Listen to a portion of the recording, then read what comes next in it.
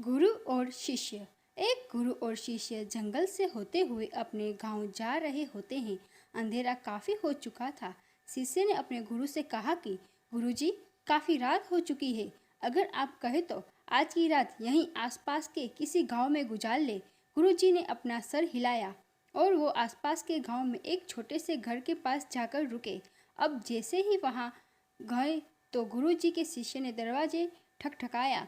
उस घर से एक गरीब आदमी बाहर आया तो गुरुजी ने बोला, हम अपने गांव जा रहे थे, लेकिन काफ़ी रात होने की वजह से हमने इसी गांव में रुकने का सोचा। क्या हम आज रात आपके यहाँ रुक सकते हैं?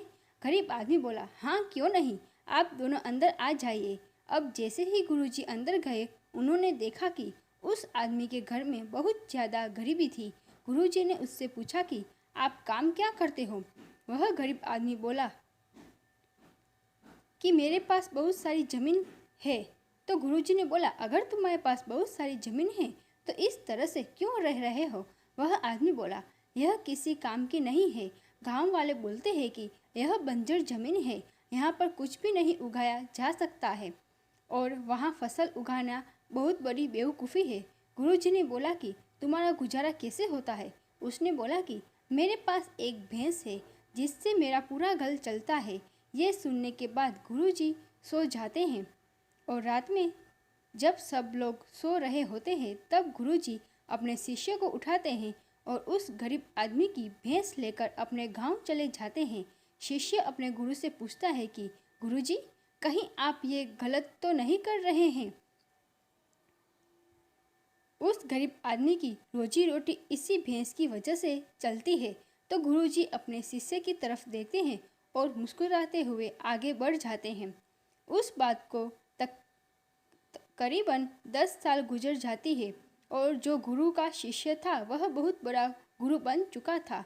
तो एक दिन उन्हें उस गरीब आदमी की याद आती है कि मेरे गुरु ने उस आदमी के साथ अच्छा नहीं किया था। मुझे एक बार चलकर देख लेना चाहिए कि वह आदमी अब किस परिस्थिति में है। वह शिष्य उस गांव की तरफ जाता है और वहां जैसे ही पहुंचता है तो वह देखता है कि जहां पर उस गरीब आदमी का झोपड़ा था वहां पर एक बड़ा ही आलीशान महल बन चुका था और उस झोपड़ी के बाहर जो बंजर जमीन थी उस पर फल और फूलों के बगीचे थे। तभी उधर से उस घर का मालिक आता है। शिष्य उसे पहचान लेता है और उस आदमी को बोलता है, तुमने मुझे पहचाना? मैं अपने गुरुजी के साथ आया था। हमने एक रात के लिए आपके यहाँ रुके भी थे। वह आदमी उसे पहचान लेता है और बोलता है कि उस रात में आप कहाँ चले गए थे? और उस रात के बाद मेरी भैंस भी कहीं चली गई थी। मेरे पास कोई रास्ता नहीं था तो मैंने अपने ज़मीन पर मेहनत की और फसल निकल आई और आज मैं इस गांव का सबसे बड़ा और सबसे अमीर आदमी बन चुका हूँ।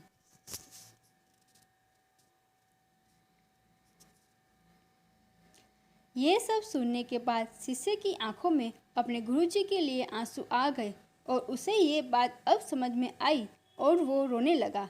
इस कहानी से हमें ये सीख मिलती है कि हमारे अंदर ऐसी बहुत सी टैलेंट छुपी हुई है, लेकिन हमें कोई ना कोई चीज़ रुका कर रखी है। वो आपके फैमिली वाले भी हो सकते हैं, आपकी जॉब भी हो सकती है और भी कुछ हो सकता है। देखिए, आपके पास भी तो भैंस की जैसी कोई दूसरी चीज़ तो नहीं है जिसने आपको आगे बढ़ने से रोक कर रखा है। आशा करती हूँ आपको ये कहानी पसंद आई होगी। अगर आपको ये कहानी पसंद आई है तो उसे लाइक करें, शेयर करें, सब्सक्राइब करें। धन्यवाद।